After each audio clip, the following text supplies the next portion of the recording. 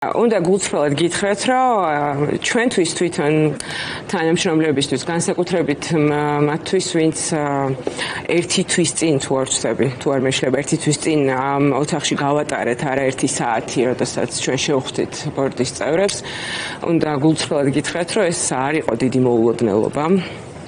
ეს არ იყო დიდი მოულოდნელობა, იმიტომაც რომ ჯერ კიდევ 3 თებერვალს ბატონმა კოხრეიძემ, რომელიც არის ერთ-ერთი მეურვე, უკვე დაძრა ეს საკითხი და მას ჰქონდა გამოსვლა, სადაც მან თქვა, რომ საქმე გვაქვს ძალიან საშიშ ხალხთან, რომელიც გეგმავს, რომ ჯერ ჩაიგდოს ხელში ტელევიზია და შემდეგ მიიღოს მონაწილეობა გადატრიალებაში, რაზეც მაშინვე გვქონდა რეაგირება. უნდა ითქვას, რომ ჩვენ პრინციპში ვისთან გვქონდა საქმე და რასთან გვქონდა საქმე, ეს გავიაზრეთ. სურპრიზი არ ყოფილა. იმიტომ არ ყოფილა სურპრიზი, მაგრამ მიუხედავად ამისა, ამ სხდომის ყურება ნამდვილად არ იყო ადვილი და ნამდვილად შეიძლება, რომ რაღაც ყოველგვარ მოლოდინს გადააჭარბოს რაღაცა. ნამდვილად შეიძლება, რომ ეს მოხდეს და გავაოცდე.